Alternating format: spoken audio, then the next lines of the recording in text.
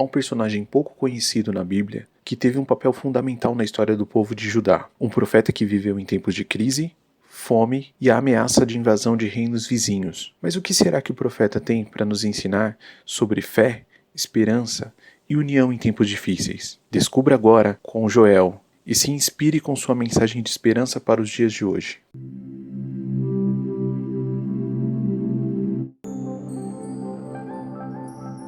Sejam muito bem-vindos a mais um vídeo aqui do canal Nação Filhos da Promessa. Para você que está procurando conteúdo para aprender mais sobre personagens da Bíblia, conhecer melhor as histórias, esse é o canal certo. E sem enrolação, vamos direto para a história de hoje. Na época que viveu o profeta Joel, o reino de Judá passava por diversas crises. Além da praga de gafanhotos, que devastaram as plantações e causaram a fome, o povo estava sendo ameaçado por invasores estrangeiros, que buscavam conquistar suas terras e subjugá-los. A situação era especialmente grave, porque naquele momento, Judá não tinha um rei forte e unificado para liderar a defesa do reino. Além disso, haviam divisões internas entre o povo e o que tornava a situação ainda mais frágil. Foi nesse contexto em que Joel se destacou como líder religioso.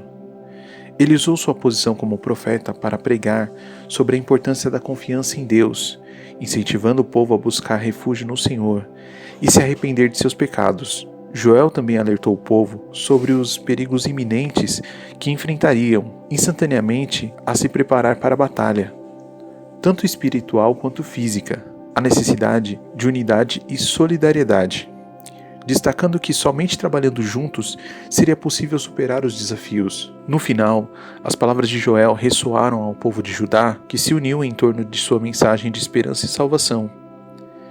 Eles se inclinaram para Deus e clamaram por sua ajuda em tempos difíceis. Felizmente, o povo de Judá conseguiu superar as crises que enfrentou, mas a mensagem de Joel continua a ser lembrada por muitos anos.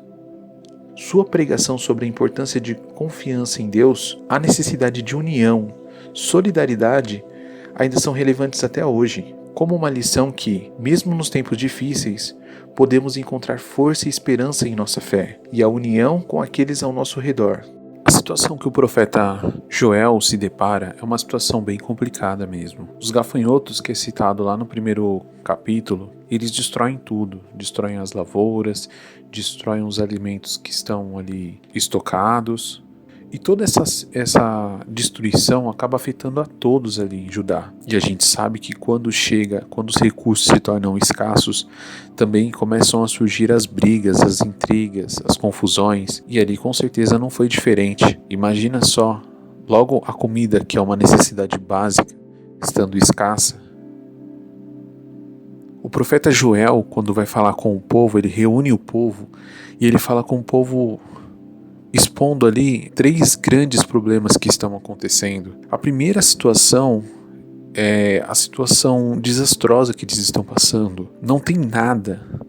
Tanto que ele cita, entre as frases que ele fala para o povo, ele dá como exemplo ali o bêbado, que o bêbado ele grite, ele chore, porque não tem mais vinho, e assim por diante. Não tinha nada. Comida, bebida, tudo ali foi destruído pela praga dos gafanhotos. E aí ele verbaliza diante do povo. Tem também um outro ponto que agrava ainda mais a situação. As pessoas de Judá não tinham como chegar a Deus da forma convencional. Qual que é essa forma convencional? Nesse período, para você poder chegar diante dos sacerdotes, você teria que fazer algum sacrifício. Mas se tudo foi destruído pelos gafanhotos, o que eles poderiam sacrificar naquele momento? Ou seja, da maneira que eles estavam acostumados a fazer, eles não poderiam chegar a Deus, porque não tinha recurso. E outro ponto ainda mais grave é que, diante de toda essa destruição, ainda tinha um povo, uma nação vizinha, que estava tentando invadir a Judá. Aqui é um grande ponto para a gente pensar. Por mais que você ache que você não tem nada, ou que você tem muito pouco, e você se menospreze, sempre tem alguém observando o que você tem e desejando para si. Sempre tem alguém que está invejando aquilo que você já tem. Talvez você não dê importância, talvez você ache pouco. Com isso, O profeta ainda deixa bem claro que só pela força daquele povo nada poderia ser feito. Só contando com as próprias habilidades, com o próprio exército ou com a própria força, nada daquilo poderia ser resolvido. E aí é quando o profeta começa a orientar aquele povo, começa a liderar aquele povo. Então ele reúne toda a nação e vai clamar a Deus. E é aqui nesse ponto que vemos aqui o início ali da mudança desse cenário todo. Na continuação dessa história podemos observar Deus ele agindo. Então no capítulo 3, se eu não estiver enganado, a gente vai ver Deus mudando tudo isso como resposta ao clamor do povo. Porque o povo ele enxergou tudo que estava errado, tudo aquilo que estava acontecendo.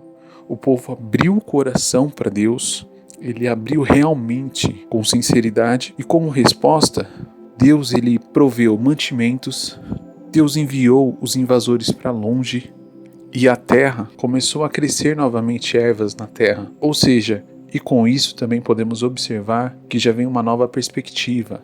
Deus ele traz a esperança, Deus ele traz um tempo novo, um tempo bom.